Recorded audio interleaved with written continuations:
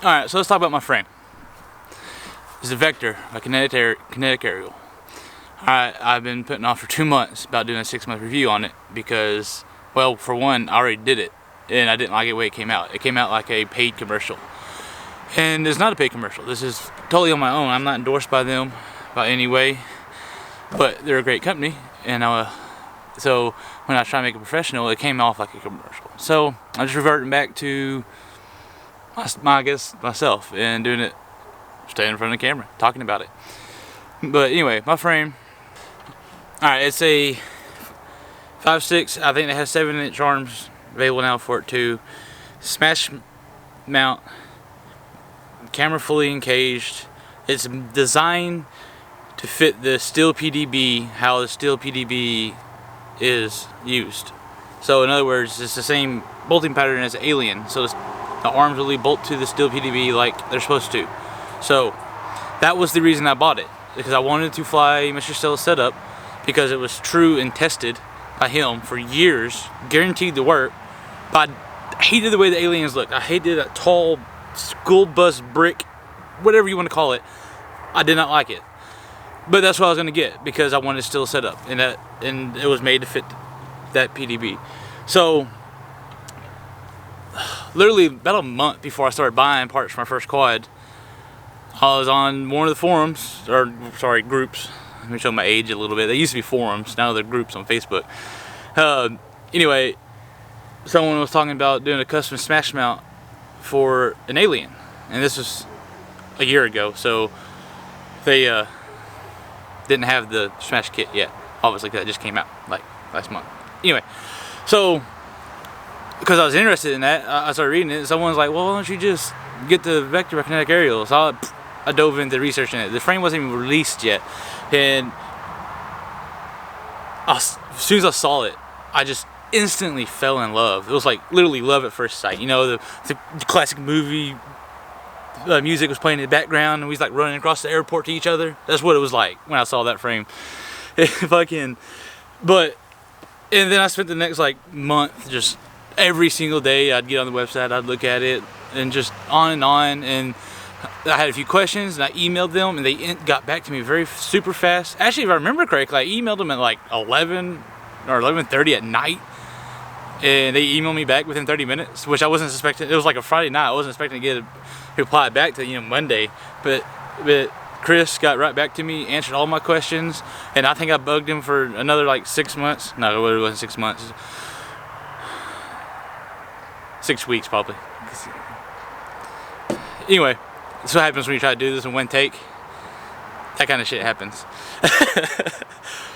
So, and he answered all my questions, was super nice and super, I just loved it. I loved the way he treated me like we've known each other forever, and answered my questions, was nice about it, and that hooked me. Got the frame, I built it in December, and I matined it on January 6th of this year, 2018. And so that was the maiden of the frame and my maiden FPV Flight ever. I'll put a link down below. It's garbage, but I flew around in a circle in the field and I didn't really crash. I mean, I crashed, but like one crash is because the battery went dead. It's just like the other crash is because I was adjusting my goggles and I let go of the stick, so I was like but nothing happened to it. And talk about nothing happened to it. All right, I have put this quad or this frame through hell in the last 6 months.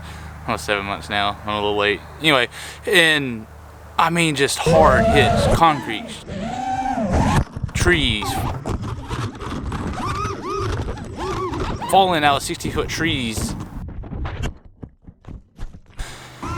just hard ground and tumbles, power lines. Yeah, it is intense.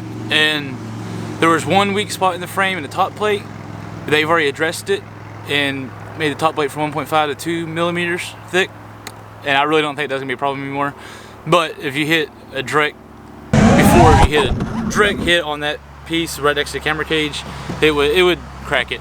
But honestly, it would crack it, but I'd just stick it back together, wrap some tape around it, bolt the thing back down. I flew for months like that.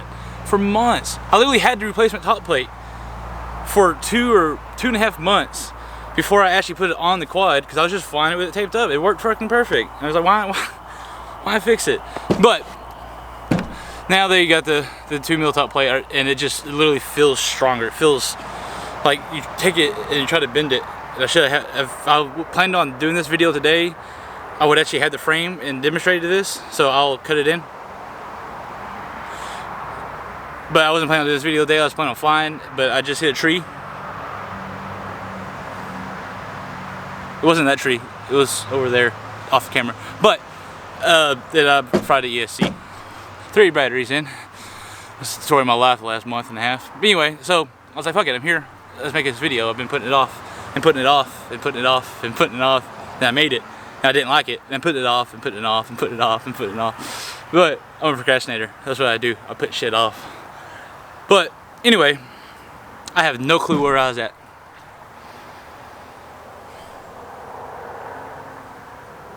So I'll just move on because I don't know where I was at. Damn it. Well, I don't have to worry about this being professional anymore, huh? Alright, so for the non-Steele PDB users, it now includes set screws on the bottom plate for your arms, which is perfect for if you want to do the KISS 4-in-1 or a Beta Flight build or a Race Flight build, or sorry, Flight 1 build. You know, because before it had screws and like a nut. Of course, that nut took up the space. It's only 15mm space, so that nut made a big difference. But now it'll be flush with the. Sorry, it's hot as fuck out here. I'm just pouring sweat.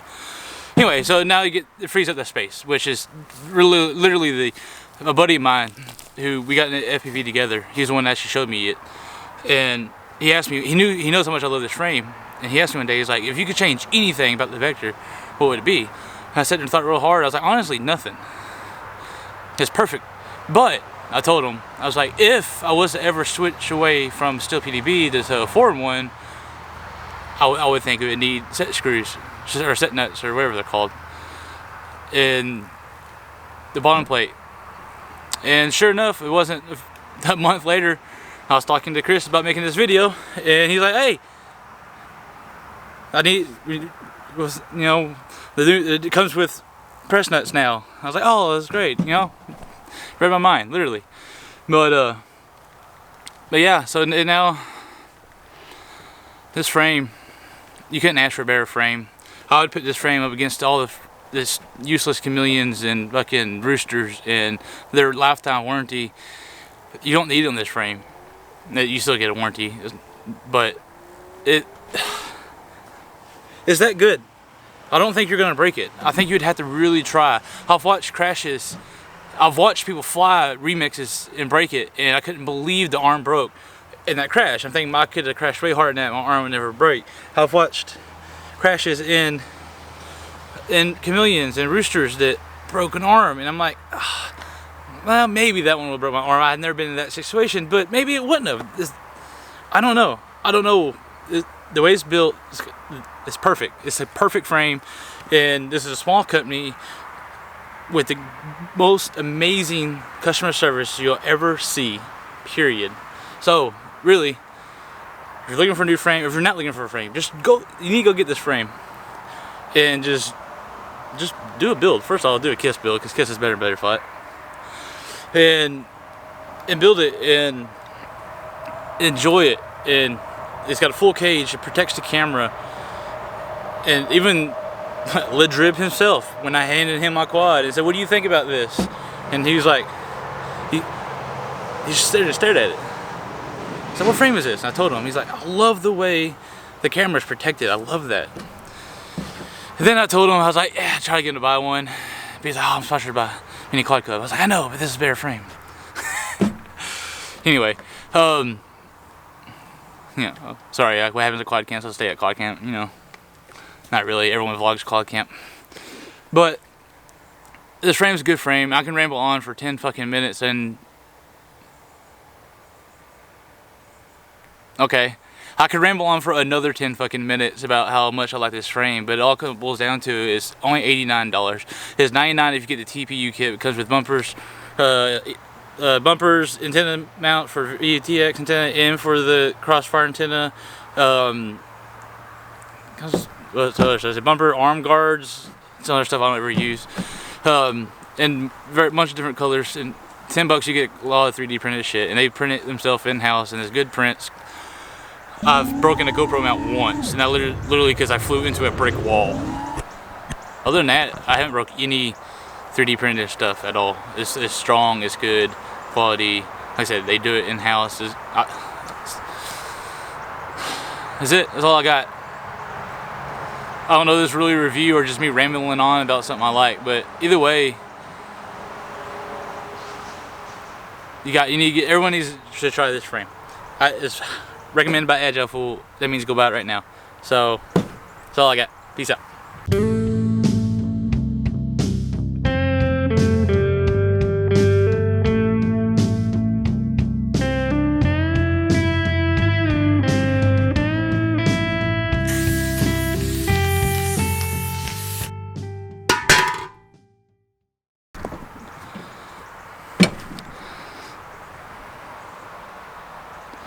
Look at the detail of my camera.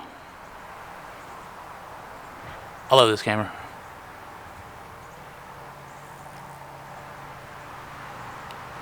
Alright.